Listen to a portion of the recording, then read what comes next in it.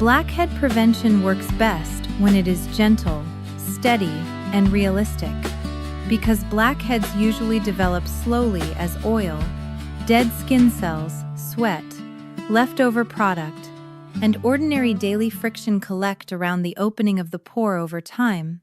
So the smartest approach is not to attack the skin, but to keep it calmer, cleaner, and less congested without creating fresh irritation. A simple routine is often more effective than an exciting one. Cleanse the face in the morning and again at night with a mild cleanser and lukewarm water, because very hot water can strip the skin barrier and leave the face feeling tight, dry, and more reactive. Use your fingertips rather than rough scrubs, abrasive washcloths, or stiff cleansing brushes, because blackhead-prone skin usually responds better to calm handling than to aggressive rubbing. If you sweat after exercise, yard work, housework, hot weather, or a long day under sunscreen and makeup, it helps to rinse or cleanse the skin as soon as practical, because sweat mixed with oil and residue can sit on the surface and add to that heavy, clogged feeling. Avoid squeezing, scraping, pinching, digging, or trying to force blackheads out at home, because that often causes more redness, swelling, irritation, lingering marks, and regret than the original blackheads ever caused. Choose non-comedogenic products whenever possible, including moisturizer, sunscreen, makeup, and hair products, especially if your hair touches your forehead, temples, or cheeks. A lightweight moisturizer can help because skin that becomes too dry often becomes irritated, and irritated skin makes people impatient, and impatient people are exactly the ones most likely to stand too close to a bathroom mirror and start making decisions they would not defend the next morning. If you use over-the-counter acne care, it is usually smarter to begin slowly with one well-chosen active ingredient instead of layering several strong treatments at once. Salicylic acid may help keep pores clearer, and adapalene may help reduce clogged pores over time, but patience matters more than panic. Improvement usually comes from steady use over time, not from one dramatic weekend of treating your face like a chemistry experiment. Remove makeup before bed. Change pillowcases regularly. Clean the things that touch your face often, like phone screens, eyeglass frames, hat bands, and helmet straps. Keep heavier oils and styling products away from acne-prone skin when you can. Try not to rest your face in your hands for long stretches while reading, thinking, worrying, driving, scrolling, or politely listening to a story that should have ended 15 minutes ago. Stress management matters too, not because stress alone causes every blackhead, but because stress often leads to poor sleep, rushed cleansing, more face touching, more picking, skipped routines, and the kind of late-night bathroom behavior that always feels strangely productive until daylight arrives with a very different opinion. Diet does not need to become a courtroom trial, but hydration, regular meals, moderation, and decent sleep support better daily habits overall. If blackheads are stubborn, widespread, mixed with inflamed acne, or simply not improving despite a sensible routine, professional guidance may save time and frustration. Prevention is rarely glamorous. It usually looks like repeating calm habits, reducing friction, choosing products the skin can tolerate, and remembering that steady care beats dramatic interference most of the time. And that same principle, the principle that not every little thing needs to be picked at, overhandled, fussed over, or turned into a 5-act public emergency, would have been very useful to Stanley Robert Haskins of Magnolia View Senior Court in Georgia before the evening he accidentally became the emergency host of the annual Casserole Showcase and Talent Mixer and ended up moderating a dispute about pineapple, introducing a clog-dancing granddaughter in a rhinestone hat, and saving a banana pudding from what the community newsletter later described as a slow-moving dignity event. Stanley, known to almost everyone as Stan, was 78 years old and retired after 40 years as office manager for a plumbing supply company, which meant he trusted invoices, labels, and clipboards more than he trusted most moods. He lived with his wife Gloria in a neat cream-colored duplex with one blue rocking chair, 2 potted ferns, and a laundry room shelf arranged so clearly that even visiting grandchildren understood, on sight, that towels and bleach had separate jurisdictions. Gloria was 75, a retired elementary school reading teacher with silver hair, expressive eyebrows, and a laugh that arrived quickly whenever life proved her right in public, which happened often enough to keep her young. Magnolia View was one of those retirement communities where everyone described themselves as slowing down, while also participating in enough organized events to qualify for a staff calendar. There was hymn sing on Monday, cards on Tuesday, low-impact movement on Wednesday, Bible study on Thursday, movie night on Friday, and once every autumn there was the casserole showcase and talent mixer, an evening in the fellowship hall where residents brought their best casseroles, their bravest desserts, and whatever family member or personal talent they believed could survive a microphone. Stan disliked this event on principle. He did not object to casseroles. He objected to casseroles under competition conditions. In his mind, once adults began assigning ribbons to food containing cream of something, basic social order was already under strain. Gloria loved the evening because it was warm, silly, and gloriously democratic. Any person who could carry a dish, sing a verse, tell a story, or show a grandson's tap routine had a place in the room, and she believed rooms like that were good for the heart. Stan's closest friends in Magnolia View were Earl Jenkins, age 80, retired feed store owner, hard of hearing unless anyone mentioned dessert or taxes; Vivian Cole, 73, former church secretary, with a spine like a yardstick and humor like a pin; and Morris Lee, 79, widower, retired school bus driver, owner of one bad knee and one excellent laugh. The official host for the casserole showcase was usually a broad-smiling former furniture salesman named Terry Lawson, who treated every event like a county fair radio broadcast and could make green bean bake number 6 sound like a special national occasion. Terry had presence, volume, and a naturally enthusiastic relationship with all buffet lines. Unfortunately, on the afternoon of the event, Terry called in with a tooth abscess so painful he reportedly could not say the word welcome without wincing. Gloria received the message first because she was already at the hall helping arrange the dessert labels, and by the time Stan arrived carrying a foil-covered dish and a private determination not to become useful, she was waiting near the stage with the expression of a woman who had spotted fate and was pretending not to know it. "Don't," he said immediately. "I haven't said anything yet," Gloria replied. "Your face has, and your face never says anything cheap." The event coordinator, Miss Darlene Foster, came flying toward them with a clipboard in one hand and a roll of tape in the other. Darlene was 68, a widow, former bank manager, and fully capable of pinning down 3 volunteers and a drifting tablecloth in one continuous movement. "Stan," she said. He raised one palm. "No, you don't know what I need. I know enough. Terry is out. I need a host." That sounds like a terrible sentence for both of us. You know everybody. That is geography. You speak clearly. So does the smoke detector. You stay calm.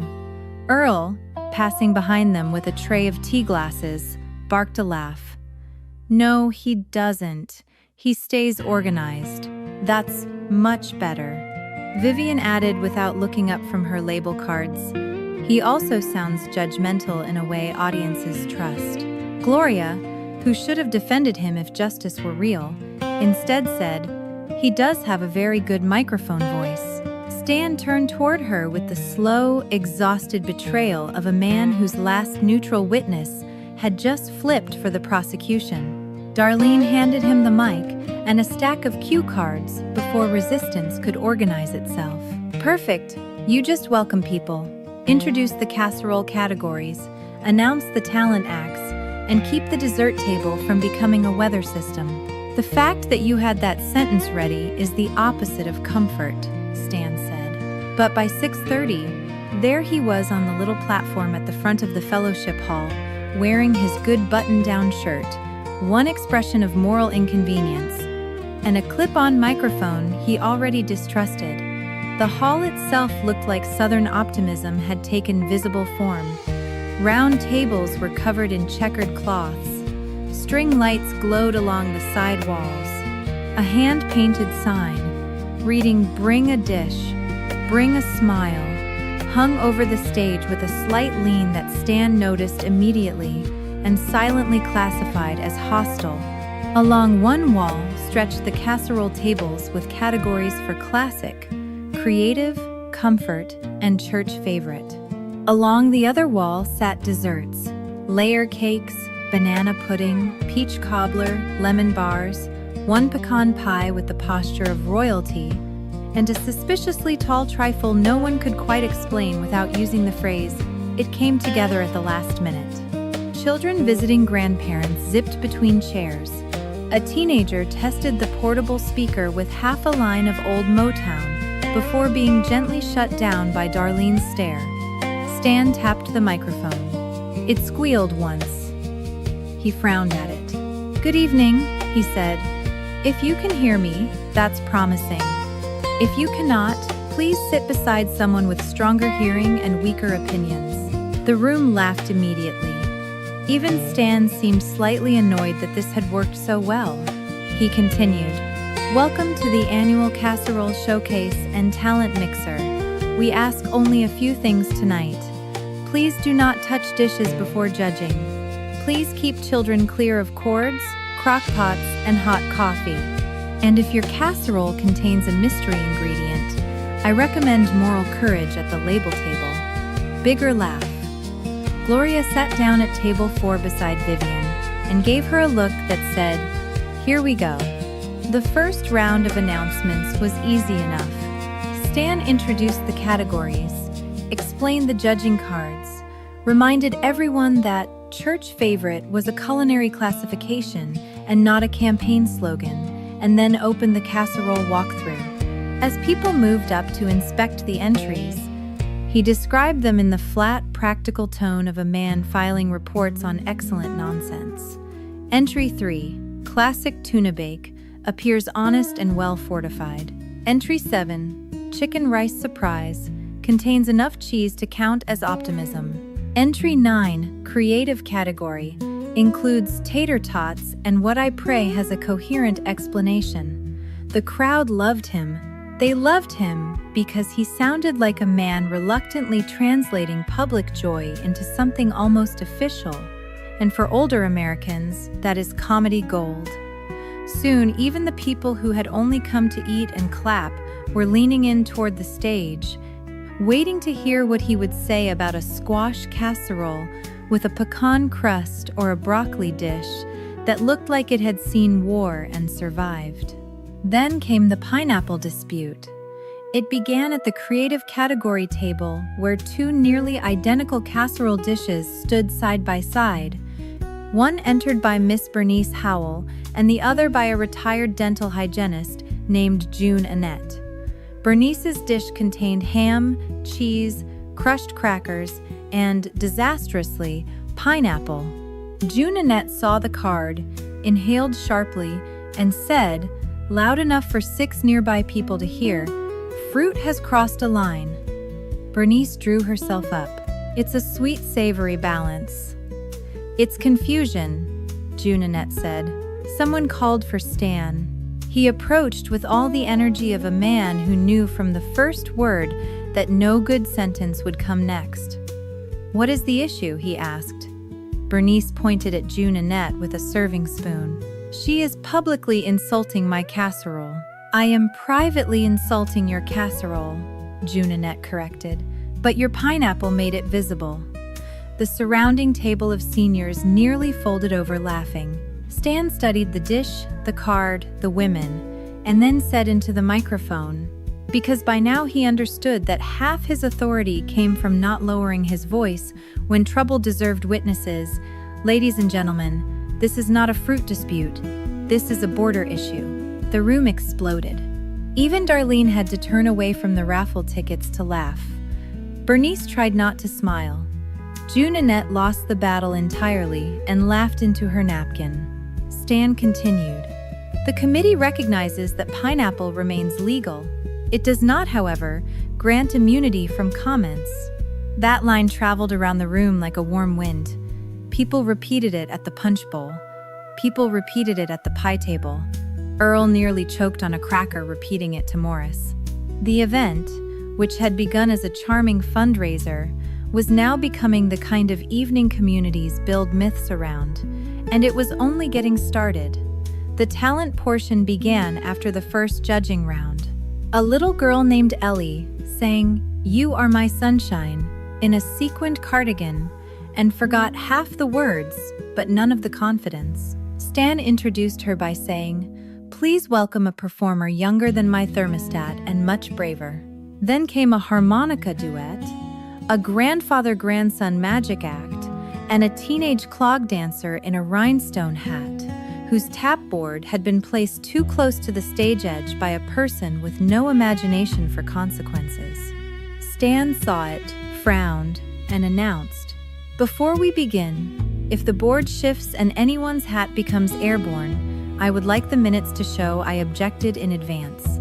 The room laughed. 2 minutes later, the board shifted, and the hat did, in fact, become airborne.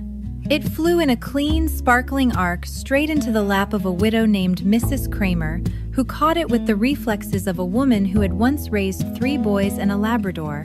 The crowd screamed. The dancer never missed a beat.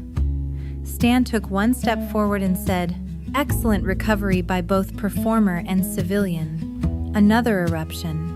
At intermission, while the judges whispered over scorecards and the children hovered near the brownies with criminal intent, the banana pudding incident occurred. It happened because the dessert table had been arranged in a way Stan had privately condemned on sight. The banana pudding sat at the very corner nearest the coffee urn, and the coffee urn sat near a folding support leg that had been opened but not fully locked. This is the sort of thing practical men notice from across the room and dislike without yet knowing why. During the break, a gentleman from table 6 set his cane against the table, turned to ask for sugar, and the cane slid slowly down the tablecloth like a legal warning. It caught the table edge, nudged the leg, and the whole dessert corner dipped 1 traitorous inch. The banana pudding bowl lurched forward. The room gasped. Gloria half stood. Vivian said, "Oh no." Stan, already halfway off the platform, reached the table in 3 strides and caught the glass bowl with both hands exactly as a layer of vanilla wafers threatened to begin a public migration down the side. For 1 miraculous second, the entire hall froze. Then Stan, still holding the pudding, looked around at the crowd and said into the live microphone clipped to his shirt, "No dessert should have this kind of momentum." The place came apart. Not polite laughter, total social collapse. People bent over tables. One woman wiped tears with her judging card. Earl had to sit down on the edge of the stage. The children, sensing greatness, screamed and clapped. Stan set the bowl back, steadied the table leg with his shoe, and added, "For the record, the banana pudding remains in state custody." That line nearly tore the roof off. Even the man with the cane laughed so hard he had to be handed a chair. Darlene, who had spent all week trying to keep the event respectable, gave up entirely and laughed into the raffle basket. From that moment on, Stan no longer merely hosted the event. He became the event's accidental central nervous system. Everything flowed through him. When the magic act dropped its deck of cards, he said, "The illusion has become negotiable." When a judge asked whether a chess pie with pecans on top still qualified as chess pie, he replied, "Ma'am, tonight we are not opening constitutional pastry questions." When a little boy wandered too near the hot coffee and got gently redirected by Gloria, Stan said, "Thank you to the kitchen department for preserving future skin." People were now staying for seconds of desserts they did not need simply to remain in the room longer. The final twist came during the ribbon announcements. There were prizes for Best Classic Casserole, Best Creative Casserole, Best Dessert, and Audience Favorite. Darlene handed Stan the envelope. He opened it. The room hushed. He read first place in Creative Casserole, Bernice Howell's Pineapple Ham Bake. The room went wild. June Annette stood up, put one hand to her heart, and shouted, "I still object, but I respect the process." Stan nearly laughed too early, caught himself, and said, "Ladies and gentlemen, that is how democracy survives." The audience favorite dessert went to the rescued banana pudding, which now carried the kind of emotional momentum no rival could defeat. The judges had no choice. When Stan announced it, the entire hall stood as if the bowl had personally led them through a flood. He handed the ribbon to the pudding's owner, a tiny grandmother named Leona May, and said, "Ma'am, your dessert has endured both gravity and history." Leona May blushed so hard she turned the color of strawberry glaze. By the time the final applause died down, everybody knew they had not simply attended another community social.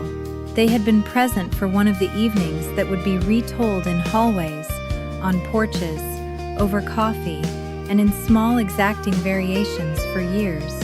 Later that night, back in their apartment, after the shoes were off and the leftover casserole had been placed in the refrigerator with the same care one gives to evidence, Gloria poured 2 mugs of tea and found Stan standing at the kitchen counter, staring at the thank you ribbon Darlene had pinned to his clipboard.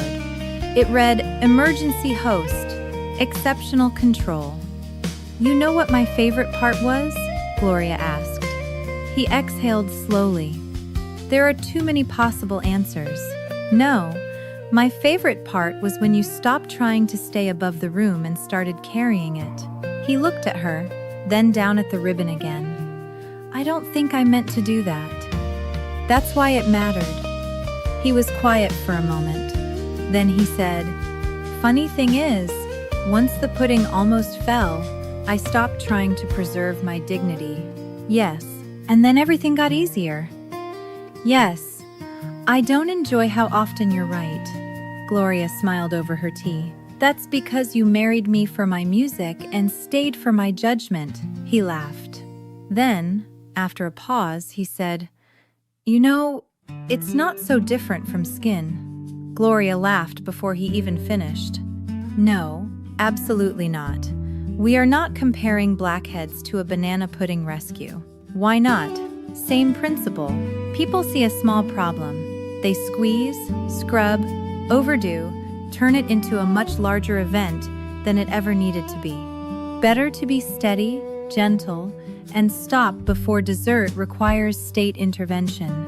Gloria laughed until she had to wipe her eyes. "That is one of the worst correct things you have ever said." Still correct. Annoyingly, yes. And maybe that really is the connection between preventing blackheads and getting through ordinary life without exhausting yourself. Not every little flaw needs to be attacked. Not every irritation improves under pressure. Not every small problem deserves a bigger reaction just because it feels urgent in the moment. Sometimes the wiser answer is gentler, slower, steadier, and less dramatic. Clean what needs cleaning. Reduce the friction. Keep the routine simple. Do enough and then stop. And if the shoe still flies, if the pudding still slips, if the pineapple still causes a border dispute, and the whole room still laughs, then laugh too and let it become a story instead of a wound. Stanley Haskins never became carefree in any permanent or saintly sense. He still distrusted extension cords, still believed crockpots should have assigned territory, and still maintained that pineapple required stronger supervision than most fruits. But after the summer, he accidentally became the emergency voice of the Willow Lake Talent and Dessert Night and discovered that public silliness was survivable, useful, and occasionally the exact thing a room needed. He carried his dignity a little looser, his wife's laughter a little more gratefully, and his own urge to overmanage, with much less authority than before. For a man like Stan, that was real progress, and for Willow Lake it was even better because it became one of those stories older Americans tell over coffee, banana pudding, folding chairs, and warm hallway light. A story about marriage, laughter, little disasters, and the comforting truth that people can still surprise themselves long after they think every useful part of them has already been labeled, sorted, and put away for good. Blackhead prevention usually works best when it is gentle, steady, and realistic, because blackheads usually develop slowly as oil, dead skin cells, sweat, leftover product, and ordinary daily friction collect around the opening of the pore over time. So the smartest approach is not to attack the skin, but to keep it calmer, cleaner, and less congested without creating fresh irritation.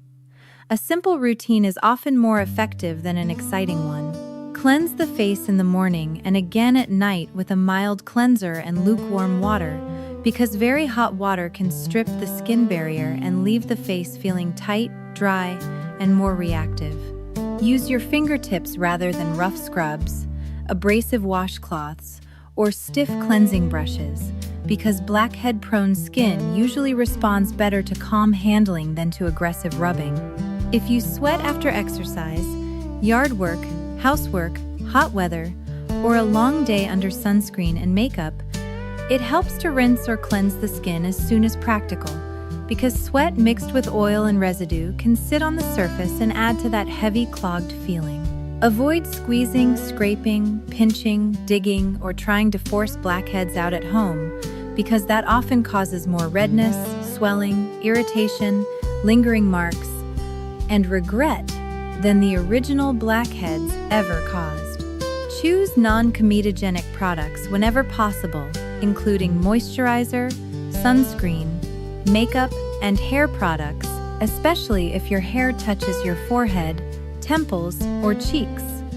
A lightweight moisturizer can help, because skin that becomes too dry often becomes irritated, and irritated skin makes people impatient, and impatient people are exactly the ones most likely to stand too close to a bathroom mirror and start making decisions they would not defend the next morning.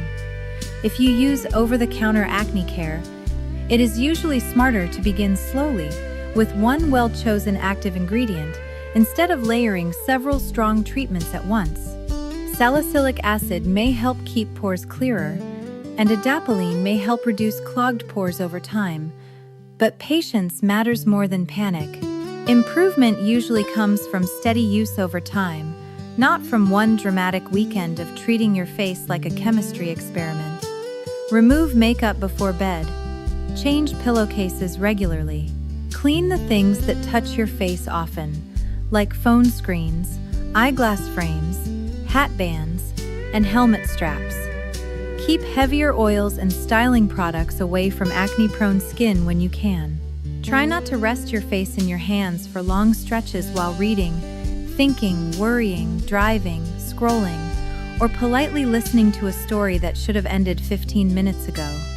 Stress management matters too, not because stress alone causes every blackhead, but because stress often leads to poor sleep, rushed cleansing, more face touching, more picking, skipped routines, and the kind of late-night bathroom behavior that always feels strangely productive until daylight arrives with a very different opinion. Diet does not need to become a courtroom trial, but hydration, regular meals, moderation, and decent sleep support better daily habits overall. If blackheads are stubborn, widespread, mixed with inflamed acne, or simply not improving despite a sensible routine, professional guidance may save time and frustration. Prevention is rarely glamorous.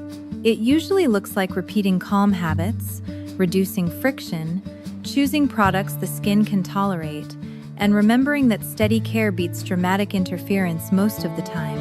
And that same principle, the principle that not every little irritation in life needs to be attacked just because it is visible and annoying, would have done a world of good for Edwin Walter Grady of Willow Lake Retirement Village in Missouri. Before the Thursday, he accidentally became the emergency host of the community's annual talent and dessert night and found himself trying to manage a ukulele duet, a ventriloquist dummy, a crock-pot of queso, and one determined widower in sequins without losing either the microphone or what remained of his public dignity. Edwin, called Eddie by everyone except the pharmacy and one cousin in street, Louis, who refused to modernize, was 78 years old and retired after 43 years as a supervisor for a regional shipping company, which meant he had spent most of his adult life believing that labels, schedules, and straight lines were not preferences, but moral goods. He lived with his wife, Bonnie, in a neat brick apartment with a little screened patio, 2 plastic watering cans, and a hall closet so impressively organized that visitors sometimes shut it again out of respect.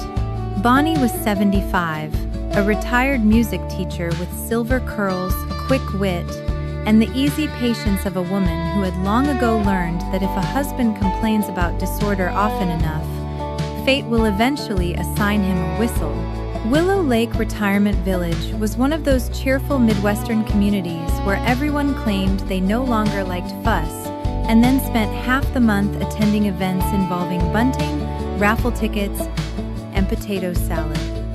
There was dominoes on Monday, walking club on Tuesday, hymn singing on Wednesday, movie night on Friday, and every August there was talent and dessert night in the clubhouse, an event that began as a simple, social, and had slowly evolved into a full civic ceremony involving talent acts, home baking, vote cards, judging ribbons, and more emotional investment than anyone admitted in daylight.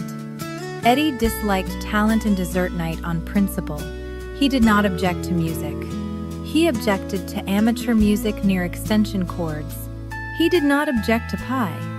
He objected to pie contests decided by people willing to overlook crust quality in favor of personality.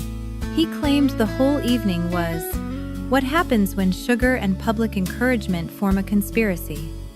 Bonnie adored it. She liked the string lights, the folding chairs, the piano in the corner, the old songs, the laughably ambitious acts, and the way even the stiffest widower in the room would smile when a child hit the wrong note with perfect confidence.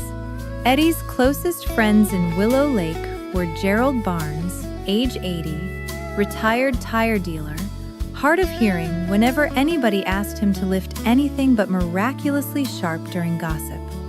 Elsie Morton, 73, former church secretary with a spine like a ruler and a remark for every occasion, and Ray Tucker, 79, widower, retired bus driver, owner of 4 bolo ties and one of the most approving laughs in 3 counties.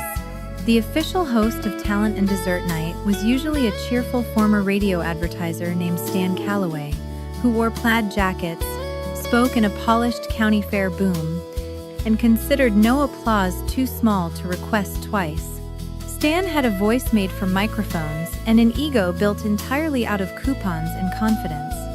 Unfortunately, 2 hours before showtime, he called Bonnie from urgent care sounding hoarse and mildly betrayed by medicine. "Food poisoning," Bonnie said after hanging up. Eddie looked up from polishing his glasses. "That sounds like a Stan event." "It sounds like a problem," Bonnie said, "and I can already see the next problem forming in your face." No. She had not yet asked anything, but after 50 years he knew the sequence. If there is an event, and a coordinator, and one missing practical man, then one married practical man becomes inventory. Sure enough, 10 minutes later, the clubhouse coordinator, Miss Janet Keeler, appeared at their apartment door wearing a lemon yellow blouse, a name tag, and the expression of a woman trying not to break into a sprint. Janet was 68, formerly a bank manager, and had the kind of efficient energy that made tablecloths lie flatter out of fear. "Edwin," she said. He raised one hand. "No, you don't even know the question. Your eyebrows asked it already. Stan is out, and I need a host." "No, you know everyone. That is geography. You speak clearly. So does the building fire alarm. You're calm in a crisis." Gerald, who had somehow followed Janet down the hallway purely to observe, barked a laugh. "No, he isn't. He's organized in a crisis. That's better." Bonnie folded her arms and said, with exactly the wrong amount of softness, "He does command a room well when he forgets to resent it." "I am surrounded by traitors," Eddie said. Janet thrust a clipboard and cue cards into his hands anyway. "You just introduced the acts? Keep the dessert judging fair. Make sure no child runs through the speaker cables, and announce the raffle. Easy. No event that includes the word just is ever easy." "You'll be wonderful." That phrase, Eddie said, has destroyed more men than weak coffee. But by 6:30 he was in the clubhouse,